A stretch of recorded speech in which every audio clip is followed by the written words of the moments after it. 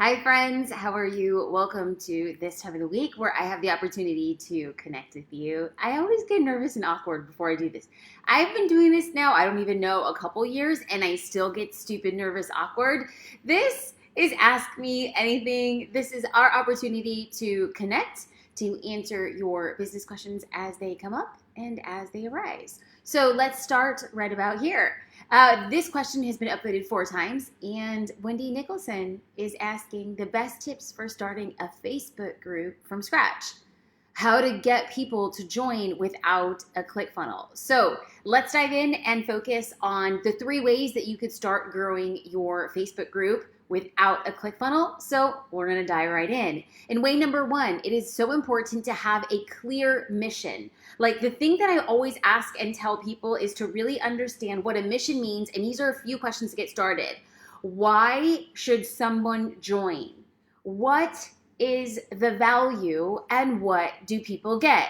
So if you want to have a Facebook group that is different from your Facebook page, it's going to be very important for you to answer those 3 questions. Like, why should somebody be there? The value is, what are they getting in your group that they're not getting on your Facebook page? Because there has to be a distinction. And another thing would be, what is the benefits? Like, joining a group is a lot more of a commitment for people because groups have a tendency to feel more intimate. Now that they are intimate, but people feel like the group is private and they can be a little bit more of themselves. So what then would be the very clear mission? We're going to get into the 3rd way to grow a Facebook group without ClickFunnels, and that is to have a clear member. Like, who do you actually want in the group? Who are they? Why should they join? What do they need? Like, when you know basically what your group is about, like the benefits that they get, and then you know exactly who you want in the group, then all of a sudden creating the content becomes so much easier. A lot of times people they're like, I want a group, like, just period. Instead of saying, I want a group that does this particular thing for this particular purpose. So who is that person? Why would they make the commitment to join the group? Like, what do they get as a benefit? But furthermore, what do they need? So if you're a photographer, why would you have a Facebook group? Like, what would the Facebook group be for, and what kind of content are you sharing for them? Now, the 3rd thing that you want to consider as you're creating a organic Facebook group, no ads, no ClickFunnels, is 3, to have a clear schedule. How often will you post? How often will you engage? And how will the content be different? Because oftentimes it's going to be real easy to have this temptation to say, like, okay, I want a Facebook group because I've heard really great things about it, but my Facebook group is just there and it's for anyone who wants to join, and I'm going to post whenever I feel like it. Though that's like the 3 kisses of death. If you want a successful Facebook group, the best thing is, what does the group do? What are the value? What are the benefits? Why would somebody join? Who is the Facebook group for? The clearer you are for that person, the more likelihood you're going to attract the type of person you want in the group. And number 3, you have to be consistent. How often will you post? How often will you engage? And how will your content be different? You have to have something in the group that's wildly different. So let's give a real life example. And I'm going to give an example. I'm so sorry. I'm choking over here. I'm going to give a real life example, and people are going to say, oh, Jasmine's trying to pitch Social Curator. Well, number 1, I don't pitch. I only ever sell. And I'm not in the zone of selling right now. Social Curator is closed for enrollment. So I can talk openly about the Facebook group and the differences that exist there. I do not do group coaching outward facing. So I'll go live, Facebook, I'll answer questions, but group coaching is different in there. We have productivity power hours where we go on and we create content that's specific to the group. We bring in guest master classes. So we bring in experts in their fields to teach people. We have 3C calls, which means that you're getting individualized attention on where your business is and what you're doing. So for me, there's a very clear distinction. Like, if you follow me on my Facebook page, go. If you're in the Facebook group, you're there for something else. I hope those 3 tips helped you. Let's get into the next question. Christina said, blogging. Is it worth starting now? Ideas for speakers getting started during this time. Thanks, Joy Star. Okay, so the question is pertaining to speakers in general, but the main question was, is blogging worth your time? And I come from this school of thought, and maybe it's just because I'm a hustler. And not the hustler is and I'm going to steal some money from a card game, but a hustler being like, I'm going to hustle and do whatever I can to make it work. So yeah, I totally think that blogs are still worth their time. I always believe that you should start messy, you should start wonky, and I believe that you should start now, right? Because what Christina had asked with specificity was, how does this pertain to speakers? How do we get discovered as speakers? Well, you have to put yourself in the mind of blogs and Pinterest are for search-based marketing. Like when somebody knows they're looking for a speaker, or when somebody knows that they want to invite somebody to an event, Google and Pinterest are the best ways to do that. So if you want to use a blog, I always say to put content on your blog that somebody would be searching for. I still blog. We're posting about 3 or 4 blog posts a week. And those are based on things that I think people would be asking for. So for instance, I am going to share this video on my blog, but I'm going to create a small transcript. Should people have a blog in 2020? Tips for starting a Facebook group. I'm going to be creating content around things that people are searching for. I believe that blogging is still pertinent, but if you're trying to be like, okay, I'm a speaker, or you could fill in the blank, but Christina's a speaker and she's like, what kind of blog post should I have? I would say, what are people searching for? How to stand confidently on a stage. How to take a 60-minute presentation and cut it down into a 30-minute presentation. How to answer questions quickly and efficiently. How to establish trust on a stage. Like, you literally are going to be creating the content to help you get discovered as the authority in your field. So let me know if this is working. Like, sometimes I talk and I'm like, I don't know if this is resonating. If you have questions, leave them here. Like, we definitely want to answer those questions to make sure that I'm connecting the dots, because sometimes I think so fast, I lily pad over connection points. So holler at your girl. This question was from Tish Hill. How was your first birthday with baby Luna? So for those of you who don't know, or maybe you're new to the hood, I have been a mom now for 5 weeks. Best 5 weeks of my dang life, let me tell you. She's been a really incredible baby. I also have a twin sister, and this is the first time in I think our lives that we did not spend our birthday together. And this is the first time in my entire life that I spent a birthday in quarantine. My birthday was yesterday. Hey! And I'm telling you, I was feeling a certain way about it, but in the morning I had made the decision that my birthday would be awful or my birthday would be amazing. The choice was mine.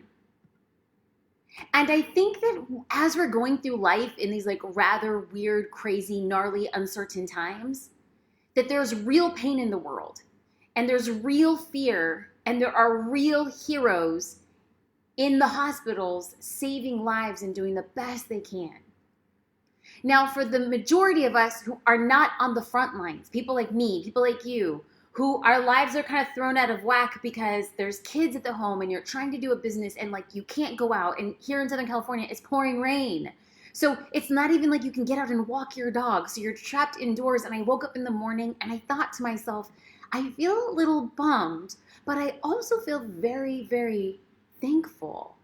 I was thankful because even though I wasn't spending time with friends or family or my twin sister, I was going to choose to have an amazing day because the choice was mine. So my question to you is, how are you going to choose to live your life? I get it. Days are hard and sometimes they just flat out suck. Sometimes we have sucky days and sometimes we feel really bummed as we try to build our business in a quarantine. I get that in a real way. That's facts. But regardless of the facts, I can choose how I want to approach life. I can choose to say today is going to be awful or it is going to be amazing. And guess what? Both of those outcomes are true if I make them to be true. This past weekend, because it was Monday and I was going to be working on my birthday, my husband planned a birthday dinner for me. And I'm going to tell you, I'm about to show you a photo, and it's really cheesy, okay? I know this photo is dang cheesy. It's cheesy, and you want to know what?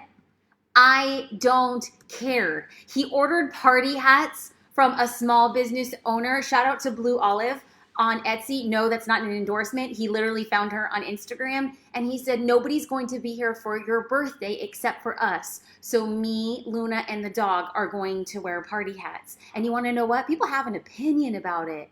but we had such a beautiful, beautiful day together. And we ate some gluten-free lasagna, and he made me a gluten-free birthday cake. My husband's never made a cake in his life, and I had a funfetti cake. Y'all just get out of here right now. Kimberly Clark says, my eye is drawn to the chunky ring on your left hand. Where did you get it? This one?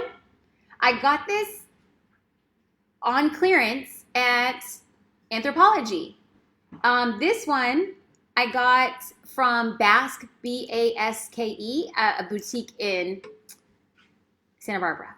Elma says, my question is, when do you use Pinterest over Instagram or even Facebook? I'm a bit confused. Ugh. So I started using Pinterest with a lot of seriousness in 2019 because I was blogging, and so I had a lot of searchable content. Now, Pinterest is very similar to Google. When you go to Google, you know what you're looking for. You're looking for leather moccasins. You are looking for golf tips. You are looking for how to crochet. Crazy enough, people are going to Pinterest the exact same way. People are going to Pinterest looking for golf tips, how to crochet. But on Pinterest, it's very visual. Now, on my blog, because I'm a photographer, I include visual photos. And on the blog post, I'll create a graphic. It's a photo, and then it has a title on it. How to improve your golf swing. No, I don't golf. I'm just using an example. But for me, I have things like how to use Instagram stories to increase organic reach. I have things that people would be searching for, like how to get more followers, how to organize Instagram posts, how to go live on Facebook. I make all of these graphics in my blog post, and then I have text and copy in the blog post itself that then becomes searchable on Google and any other search engine. However, I will create photos and graphics in the blog post, and then from my Pinterest account, I will go into Pinterest and pin my own blog post in addition to other things. So when somebody goes to Pinterest and types in how to do a Facebook Live, there's the possibility of one of my articles having been pinned from a virtual graphic and then linked back to my blog post.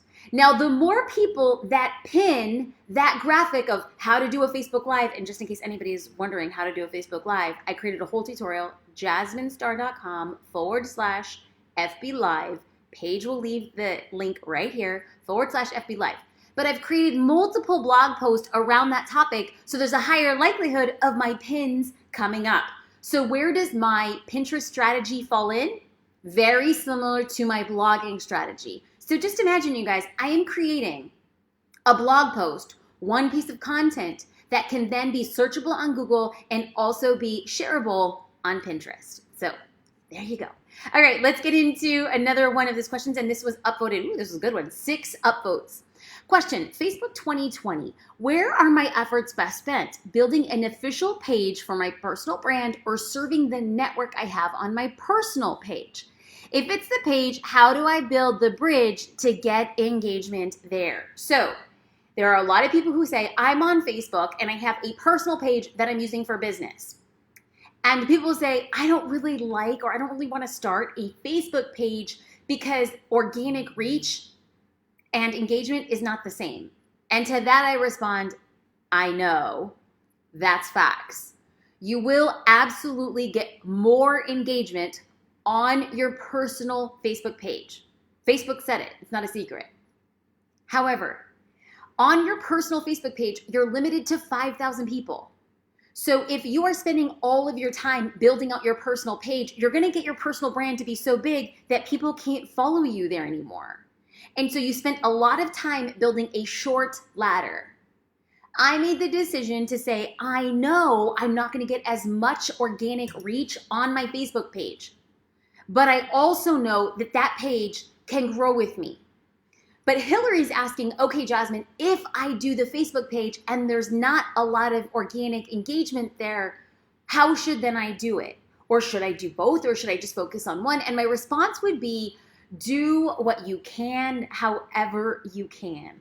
If I was Hillary, I would be building out my Facebook page to the best of my ability. I would be going live there. And here's the thing, like how many of us, like co-sign real quick, like drop me an emoji if you have that friend on Facebook who's using his or her profile to sell their product again and again. It's like you probably went to high school with them or you went to college with them, and then all of a sudden you're like, if I have to see one more shake, or if I have to see one more essential oil, right? Like, but here's the thing. Facebook personal pages should be about personal lives, like what you're doing and connecting, right? People don't always want to be sold to. But when you framework a Facebook page, people are following you there for a very specific, different reason. So during this time, some people are very, very, very busy. But some people have been given a little bit of extra time during this uncertain time to actually have a little bit more downtime. So you could spend it on Netflix, or you could spend it building your business. I believe now is the perfect time to build your personal brand, because what a lot of people are doing are sell, sell, sell, sell, sell. But right now, if you have the ability to build your personal brand, that is what somebody thinks about you. That's what somebody feels about you. That's what somebody says about you when you walk out of a room. Oh, that Hillary girl, she's this.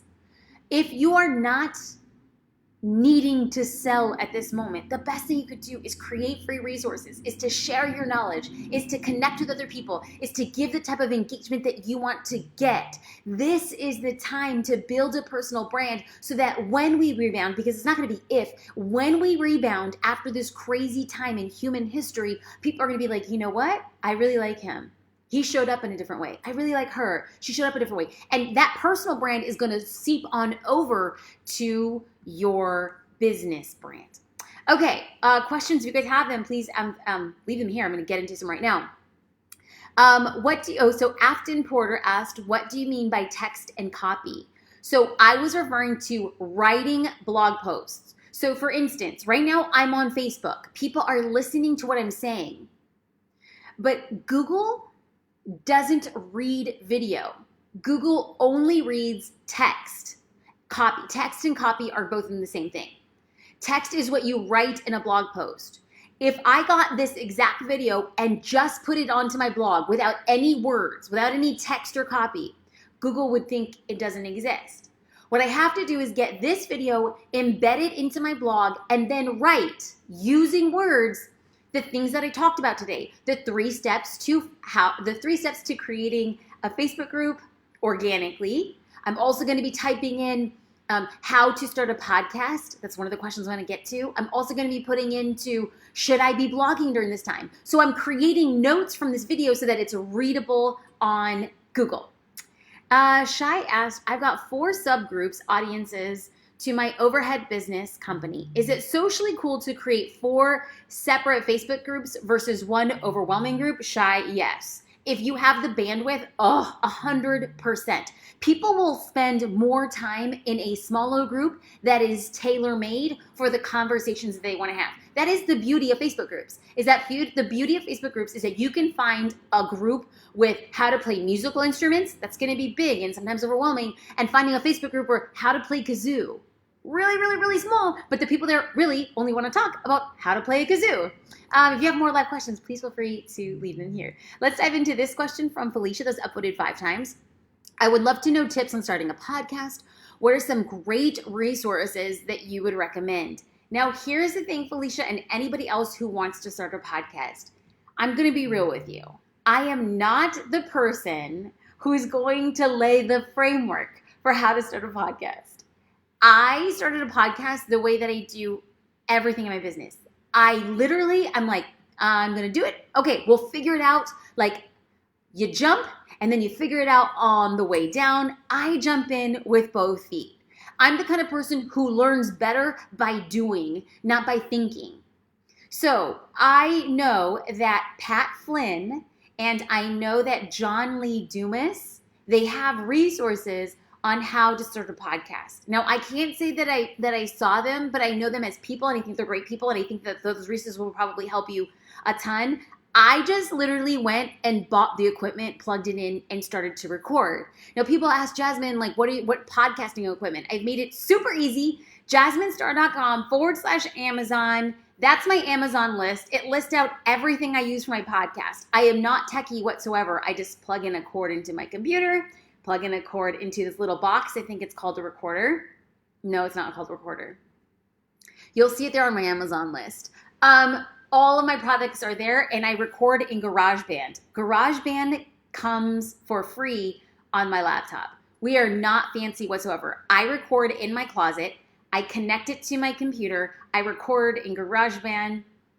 That's my podcast. So, when it comes to this, I'm like, y'all, go to my Amazon link, figure out what you want. It's all laid out for you there. That's exactly what I use, and I just dove in with 2 feet. Paula said, how would you suggest re-engaging members of an existing Facebook group that you haven't been consistent in? Well, this depends, Paula, quite honestly, on how long has the group been stagnant. There have been times, there is one group, it pains me. I'm embarrassed. There was a group that got up to 20,000 people, and it was an Instagram focused group. And I just let it fall to the wayside. I stopped engaging, and the post just fiddled down. And then when I was going into a promotional period, I'm like, I'm going to go back in that group. But that was the biggest disservice I could have done, because that's like showing up in a group with the intention of getting something from it. It was my bad. I let that group fizzle away.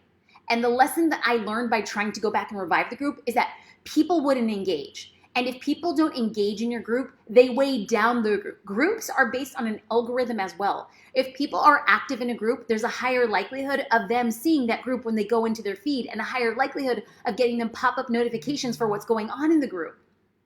I let the group get so saggy and heavy that when I went back into it, nobody was engaging, and that indicated to the algorithm that my group was whack, and I let it get whack. So it's totally up to you. If you're like, you know what, I know a group is where it's at, I am going to start a new group, and my commitments they're going to be different. And if you go into your old group and say, I'm starting a new group, that's fine. But if you're going to revive a group and you're like, no, I believe that I can revive this group again, great. What I want you to do is go live, ask engaging questions, give people a reason to start liking and commenting back so that your group gets then rewarded, elevated, noticed within the algorithm. Erica said, so many platforms. As a newbie, which is the most relevant? I can eventually expand, but too many feels right now a little bit overwhelming. Erica, girl, I know. I never recommend trying to get to too many platforms at once. The question remains, Erica, number 1, what are you selling? Number 2, who are you selling to? And number 3, what platform are they on? Like, if you are going to be selling to a 27-year-old female, your platform of choice should be Instagram. If you're selling to a 45, 50-year-old woman, your platform should be Facebook or LinkedIn. If you're selling to like a mommy blogger who's at home, like homeschooling her kids, you should really be focusing on Pinterest, creating helpful resources for her so that when she pins it, her pinning juice on Pinterest expands over to your network as well. There isn't a right or wrong at all. Just think about, where does your dream customer, where does the person who is most likely to buy from your business, where do they spend the most time on social media? That's where you start. Okay, Lisa said, is it worth it to buy a nice camera to take pictures for my Instagram page? Lisa, if you would have asked me this question 2.5 years ago, my answer might be different. I am here to tell you that the iPhone has made and even the Android. My sister-in-law has an Android. I picked up her phone. I was like, what is this? What is an Android? But it has a phenomenal camera as well. The iPhone is just so great that, because we've been in quarantine, I have been taking a lot of my Instagram photos on my phone. And here's the irony. Ever since we went into quarantine, the photos that I take with my real legit camera, my DSLR, perform worse than the photos I take with my iPhone. I think on a psychological level, either subconsciously or consciously, people want to see stuff that feels real. Like, nobody's trying to live that glamorous yacht life when you ain't nobody on no yacht. Ain't nobody on your private jet flying around right now. Everybody's home. And so at this point in time, do I feel like it's a necessity? No. Do I think it's helpful? Depending. But if you know how to work an iPhone, and y'all, there's literally 1 million hours of iPhone tutorials on YouTube, I would rock that out. Legit. Okay, Toya, should you post multiple times a day when you first start a Facebook group? It depends on the size of the group. If you have 10 people in your group and you're posting 10 times a day, probably not good. You will soon understand the cadence of how often you should be posting in your group. It's different for different groups. Some groups have like 17 or 27 posts a day and there's a lot of activity, and some groups have very focused 1 or 2 posts per day. Now, in the month of April, we decided for our Facebook group in Social Curator, there's like almost 8,000 people in that group, and people were posting and it became overwhelming. And this is us just learning. Like, this is legitimately me being 100% real with you. And as a CEO and founder, I have to listen to the audience. So what we decided to do was, for the month of April, the posts were only going to come from myself or our Facebook team. So I do group coaching and I teach classes and we bring in guest masterclasses, and like those are all coming from me, just so that in this month, because so many people have so many different things, I'm like, yo, when you come into this group, you're gonna have very focused action. We have 2 to 3 posts a day in that group and that's it. But before, when it was open, you were having like a lot. So again, not a right or wrong. You'll be able to figure that out once you actually start doing. My advice, stop thinking and start doing, because when you do, you're able to test that. Kristen asked, hey girl, hey, I have an idea for a new project. I start with one idea and it continues to change and I start developing it. How do you know when to just run with it? I feel like it's holding me back from actually making forward progress and I end up confusing myself more than anything. Okay, Kristen, I love this. I love this. I love this. So let's get a real life example with what is going on. Now, here's the thing. People always say, Jasmine, you always talk about your business. Listen, if I don't talk about my business, ain't nobody else going to talk about my business. And I am coming live completely unafraid to talk about my dreams, even though there's a part of me that would be a little bit embarrassed if they didn't come to fruition. So Kristen, I know how you feel. The vision that I have for Social Curator is seriously bat trash crazy. Like what I see of Social Curator in 2023, I said this at the beginning on January 2020. I said my big vision is to empower 100,000 business owners to be making, I'm sorry, I messed that up. My vision for 2023 was to have 10,000 business owners make more than 6 figures.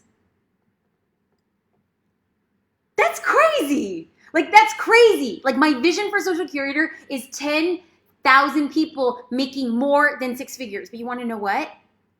That's a big vision that could get in the way of me taking action today. So now that, Kristen, you know your vision, what do you need to do today? Like, what do I need to do to serve Social Curators very well? I need to make sure that they have captions that empower them to talk about their business during COVID. So we created a whole new bonus just for them because we're like, we need to empower you. I can't get to my big vision if I can't do the basic stuff. So Kristen, you don't even know if your big vision is going to even work. So right now, start with 3 small things. I know what you want to do in the future. You want to do something big and crazy and wild, amazing. Okay, awesome. But what can you do in the next 1 to 3 months? Pick 3 things, small things.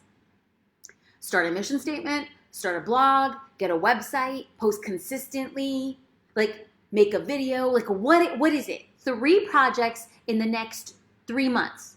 And if you're like, Jasmine, I have a full-time job and I have kids, great. Pick 1 project in the next 3 months. All I need you to do is take a bunch of little actions to get to your big dream. Remy said, this sounds to me like a lot of work. Blog, Insta, Pinterest, Facebook group. Oh my God. How do we manage this all and find a client and shoot, hire somebody to do it? Oh, okay. Just because you can have a Facebook group, Instagram, Facebook page, Pinterest, blog, videos, doesn't mean you should. Your actions should map your aspirations. If you don't have aspirations of hundreds of thousands of followers, if you don't have aspirations of a 5, 10, 15, $25 million business, it's all good. You need to choose what is right for your business at that time. Do not let anybody's other ambitions impede your trajectory for your version of success. Period. That's my answer. From a photographer standpoint, I have always been the biggest proponent of outsourcing. I outsourced everything in my business that was not getting me new clients. Because once I booked a photography client, they were done. How then do I grow my business? I have 2 ways. I can either sell more to my current client, which was really hard because I was already a luxury photographer and they were spending like $15,000 to $20,000 and they would have albums included and things of that nature. I was like, what else am I going to sell them? Or get a new client. So what were some of the things that I outsourced in my business?